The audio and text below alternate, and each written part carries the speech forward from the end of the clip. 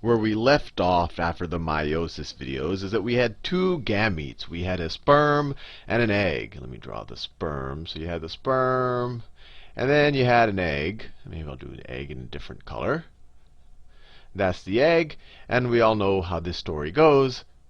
The sperm fertilizes the egg, and a whole cascade of events start occurring. The walls of the egg then become impervious to other sperm, so that only one sperm can get in. But that's not the focus of this video. The focus of this video is how this fertilized egg develops once it has become a zygote. So after it's fertilized, so you remember from the meiosis videos that each of these were haploid. Haploid. Or that they had, I added an extra I there, or that they had half the contingency of the DNA, haploid. As soon as the sperm fertilizes this egg, now all of a sudden you have a diploid zygote. Let me do that. So now, let me pick a nice color. So now you're going to have a diploid zygote that's going to have a 2n complement of the DNA material, or kind of the full complement of what a normal cell in our human body would have. So this is diploid, and it's a zygote, which is just a fancy way of saying the fertilized egg. And it's now ready to essentially turn into an organism. So immediately after fertilization, this zygote starts experiencing cleavage. And it's experiencing mitosis, that's the mechanism, but it doesn't increase a lot in size. So it just, this one right here will then turn into, it'll just split up via mitosis into two like that. And of course, these are each 2n, and then those are going to split into 4. Like that. And each of these all have the same exact genetic complement as that first zygote. And it keeps splitting. And this mass of cells, we can start calling it, this right here, this is referred to as the morula. Morula. And it actually comes from the word for mulberry, because it looks like a mulberry. So actually, let me just kind of simplify things a little bit, because we don't have to start here. So we start with a zygote. This is a fertilized egg. It just starts duplicating via mitosis, and you end up with a ball of cells. It's often going to be a power of 2, because these cells, at least in the initial stages, are all duplicating it all at once, and then you have this morula.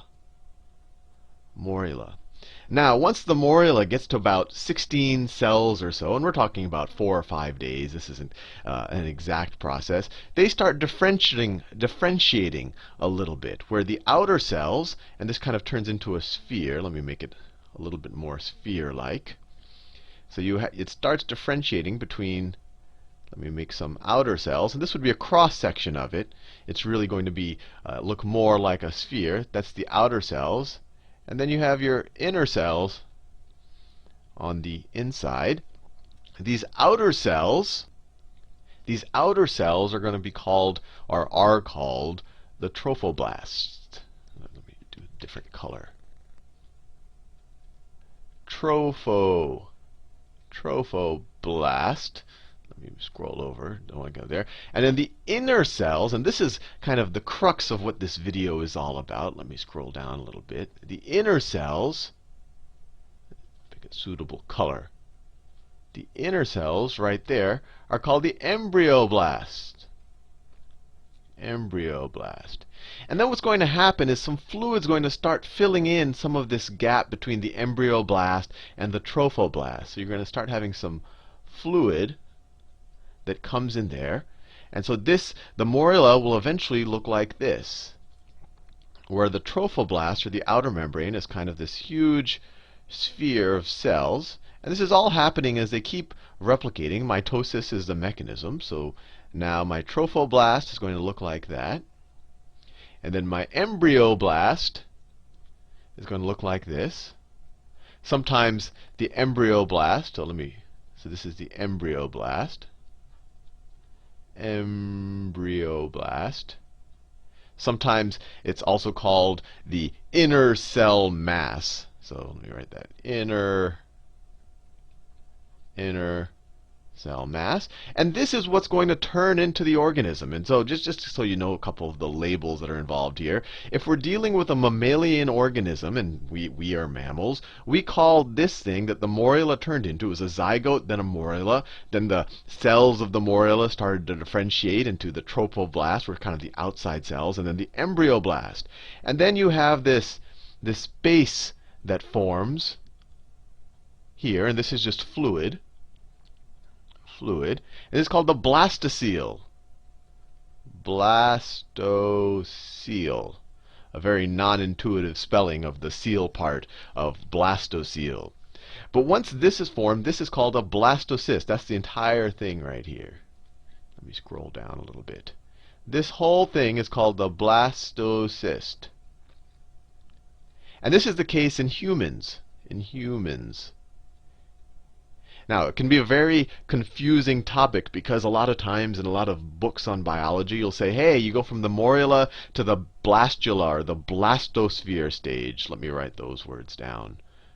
So, sometimes we'll say morula and you go to blastula. And sometimes it's called blastosphere. And I want to make it very clear that these are essentially the same stages in development. These are just for, in a lot of books they'll start talking about, frogs or tadpoles or things like that.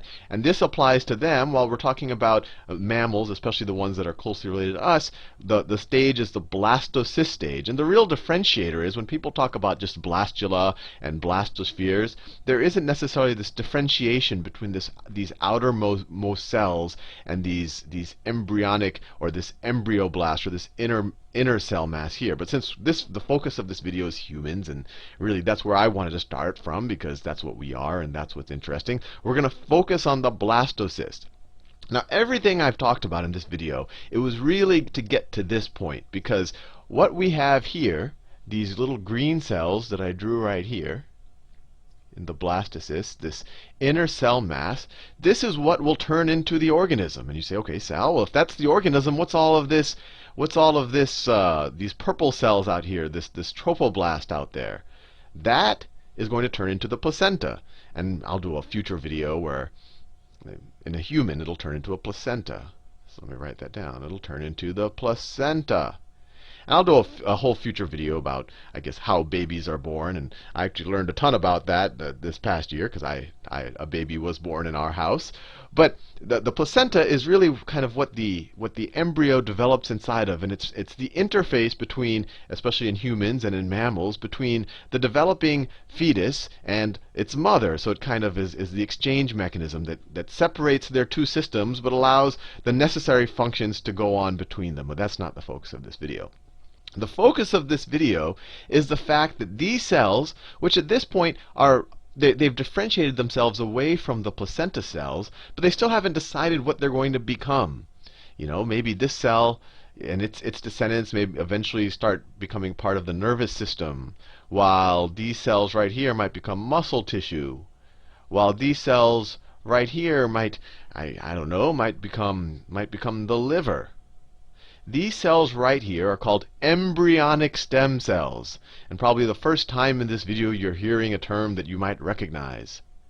So if I were to just take one of these cells, and actually just to introduce you to another term, as soon as we have this zygote here, as soon as it starts dividing, each of these cells are called a blastomere. And you're probably wondering, Sal, why does this word blast keep appearing in this kind of embryology videos, these development videos? And that comes from the Greek for spore, or blastos. So it's just as the organism is beginning to spore out or grow. But I won't go into the word origins of it. But that's where it comes from. And that's why everything has this blast in it. So these are blastomeres. So when I talk about embryonic stem cells, I'm talking about the individual blastomeres inside of this embryoblast, or inside of this inner cell mass. These words are actually unusually fun to say. So each of these is an embryonic stem cell. Let me write this down in a vibrant color, because this is so each of these right here are embryonic stem cells. And I wanted to get to this in embryonic stem cells. And the reason why these are interesting, and I think you already know, is that there's a huge debate around these. One, these have the potential to turn into anything, that they have this plasticity. That's another word that you might hear. Let me write that down too. Plasticity. And the word essentially comes from, like a plastic can turn into anything else. When we say that something has plasticity, we're talking about its potential to turn into a lot of different things. So the theory is, and there's already some trials that seem to substantiate this, especially in some lower organisms, that look, if you have some damage at some point in your body, if you have some damage, let me draw a nerve cell. Let me say I have I won't go into the actual mechanics of a nerve cell, but let's say that we have some damage at some point on a nerve cell right there, and because of that, someone is paralyzed, or there's some nerve dysfunction, we're dealing with multiple sclerosis, or who knows what. The idea is look, we have these cells here that could turn into anything. That could turn to anything, and we're just really understanding how it knows what to turn into. It really has to look at its environment and say, hey, what are the guys around me doing? And maybe that's what helps dictate what it does. But the idea is you take these things that could turn into anything and you put them where the damage is. So you layer them where the damage is, and then they can turn into the cell that they need to turn into. So in this case, they would turn into nerve cells. They would turn into nerve cells and repair the damage, and maybe cure the paralysis for that individual. So it's a huge, exciting area of research, and you could even, in theory, grow new organs. If someone needs a kidney transplant or a heart transplant, maybe in the future we could take a colony of these embryonic stem cells. Maybe we can put them in some type of other creature, or who knows what. And we can turn it into a replacement heart or a replacement kidney. So there's a huge amount of excitement about what these can do. I mean, they could cure a lot of formerly uncurable diseases, or provide hope for a lot of patients who might otherwise die. But obviously, there's a debate here, and the debate all revolves around the issue of if you were to go in here and try to extract one of these cells, you're going to kill this embryo. You're going to kill this developing embryo. And that developing embryo had the potential to become a human being. So, and I'll put it's a potential. It obviously has to be in the right environment, and it has to have a willing mother and all of the rest, but it does have the potential. And so for those, especially I think in the pro-life camp, who say, hey, this anything that has the potential to be a human being, that is life, and it should not be killed. So people on that side of the camp, they're against the destroying of this embryo, and I'm not making this video to take either sides of that argument, but it's a potential to turn into a human being. It's a potential, right? So obviously there's a huge amount of debate, but now in this video what people are talking about when they say embryonic stem cells. Well, and obviously the next question is, hey, well, why don't they just call them stem cells as opposed to embryonic stem cells? And that's because in all of our bodies you do have what are called somatic stem cells. Let me write that down. Somatic, or adult stem cells. And we all have them. They're in our bone marrow to help produce red blood cells, other parts of our body. But the problem with somatic stem cells is they're not as plastic. So not as plastic, which means that they can't form any type of cell in the human body. There's an area of research where people actually may be trying to make them more plastic. And if they are able to take these somatic stem cells and make them more plastic, it might maybe kill the need to have these embryonic stem cells. Although if they do this too good, maybe these will have the potential to turn into human beings as well. So that could become a debatable issue. But right now this isn't an area of debate, because left to their own devices, a somatic stem cell or a adult stem cell won't turn into a human being, while an embryonic one, if it is implanted in a willing mother, then of course it will turn into a human being. And I want to make one side note here, because I don't want to take any sides on the debate well, I mean, facts are facts. This does have the potential to turn into a human being, but it also has the potential to save millions of lives. Both of those statements are facts, and then you can decide on your own which side of that argument you'd like to, or what side of that balance you would like to kind of put your own opinion on. But there's one thing I want to talk about that in the public debate is never brought up. So you have this notion of to get an embryonic stem cell line. And when I say a stem cell line, I mean you take a couple of stem cells, or let's say you take one stem cell, and then you put it in a petri dish, and then you allow it to just duplicate. So this one turns into 2, those 2 turn into 4. Then someone could take one of these and then put it in their own petri dish. These are a stem cell line. They all came from one unique embryonic stem cell, or what initially was a blastomere. So that's what they call about a stem cell line. So the debate obviously is when you start a embryonic stem cell line, you are destroying an embryo. But I want to make the point here that embryos are being destroyed in other processes, and namely in vitro fertilization. In vitro fertilization, and maybe this will be my next video, fertilization.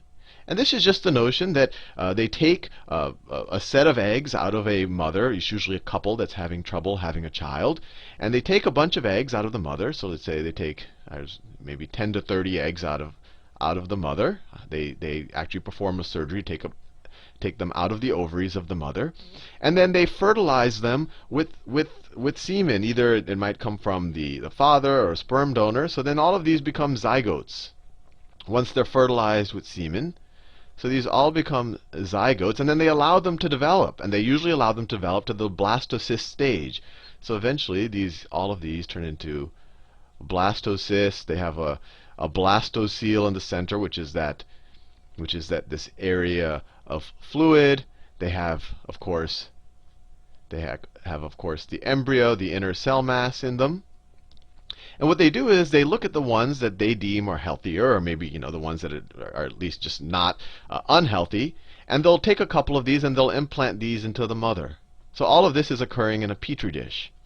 So maybe these 4 look good, so they're going to take these 4, and they're going to implant these into a mother. And if all goes well, maybe one of these will will give the couple a child. So this one will develop, and maybe the other ones won't.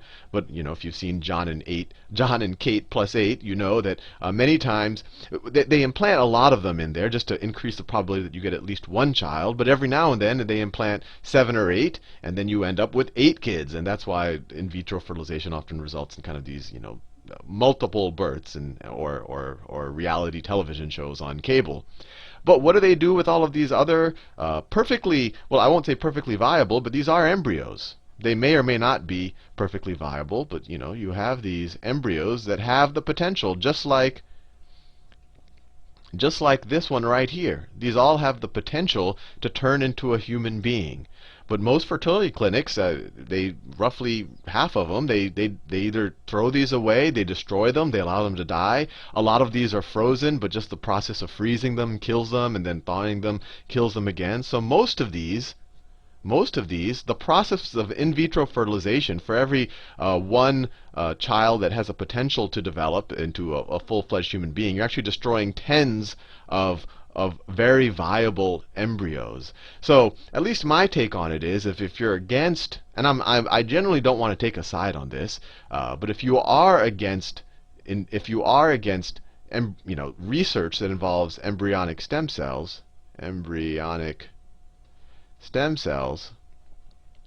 because of the destruction of embryos, on that same, I guess, philosophical ground, you should also be against in vitro fertilization. In vitro fertilization. Because both of these involve the destruction of zygotes. I think, no, I won't talk more about this because I really don't want to take sides, but I want to show that there is kind of an equivalence here that's completely lost in this debate on whether embryonic stem cells should be used because they have a destruction of embryos, because you're destroying just many embryos. In this, well, I won't say just as many, but you are destroying embryos. There's hundreds of thousands of embryos that get destroyed and get frozen and obviously destroyed in that process as well through this in vitro fertilization process. So anyway, now hopefully you have the tools to kind of engage in the debate around stem cells, and you see that it all comes from what we learned about, meiosis. They produce these gametes. The male gamete fertilizes a female gamete. The zygote happens, or gets created and starts splitting up, the morula, and then it keeps splitting and it differentiates into the blastocyst. And then this is where the stem cells are. So you already know enough signs to engage in kind of a very heated debate.